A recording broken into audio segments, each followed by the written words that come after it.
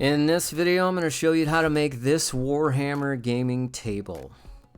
Hey guys, John with Professional Contracting. Nathan from Tower of Games asked me to make 3 Warhammer gaming tables for Tower of Games here in Boca, Florida. Here is the drawing he gave me and the pics of what he wanted them to look like. Basically looked at the picture, said, yep, I can build these. It's basically a copy and paste type of job since he already had the sketches, the pictures, the layouts, the measurements already done. Really all I had to do was copy it all, go buy materials, and start building. It's a very simple table if you have the basic carpentry tools. Just don't make the mistake I did of using 3/4 inch heavy plywood. I probably could have got by with 1/2 inch and then just taking too long to get it done. They took about 3 times as long as I needed just because I was trying to get other trim carpentry jobs done in between this project. So just try to get it all done at once. The tools I used are just my normal everyday today carpentry tools that I use for carpentry, and I'll have them all listed below. So first off, you're going to want to get all your materials from either Home Depot or Lowe's. That's what I did. I'll put the list below for all the materials that I used in this project also. This entire project only has square cuts except for these 45-degree profile on the legs and then the top of the shelf rails. So you're going to want to start off by cutting everything first. Then it's just going to be glue, nail, screw it all together, and assembly.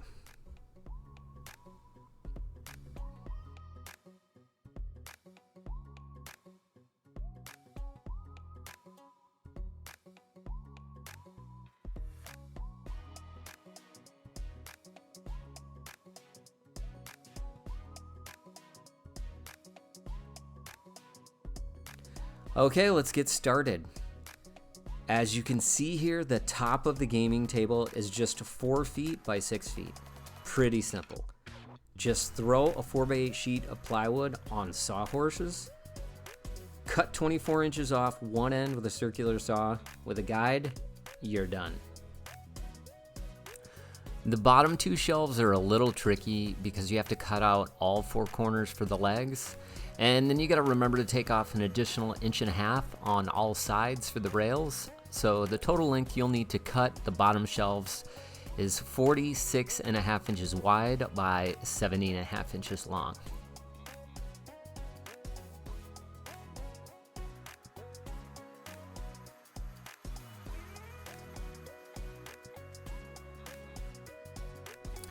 When you add the 3/4 inch side rails, they're going to be flush with the legs and the corners. Now, I like to mark all my finish cuts with a razor blade, so it'll give it a nice clean edge when you come to cut it with your circular saw. And then next I come in with my oscillator and finish the cut off.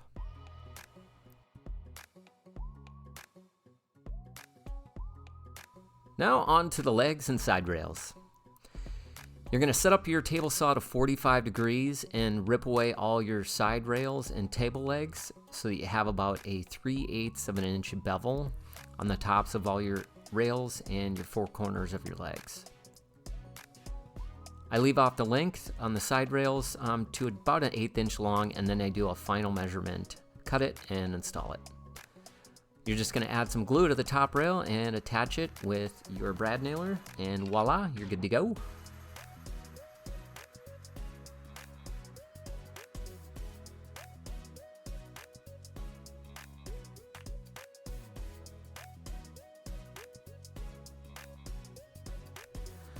My aim was a little bit off here for some reason, and I shot 3 nails through the top of this bottom shelf. Had to use my nail pullers and nail set to fix it. I followed this up with the Dap plastic wood filler. Dap works really good because it can be stained, and it just makes a great finished product. The top rail was probably the hardest because we had to rip 2x6 pine down to 1 3/16 inches wide by 5¼ inches tall to match the original design. Once that was done, it was time to glue it, brad nail it with the 3/4 inch cleats that would hold it all together on the top. I framed in 1.5 by 1.5 studs on all 3 shelves at 24 inches and 48 inches, just for added support. Now onto the assembly. I'm sure there's a better way to do this, but my partner Patrick wasn't available at the time, so here's what I came up with.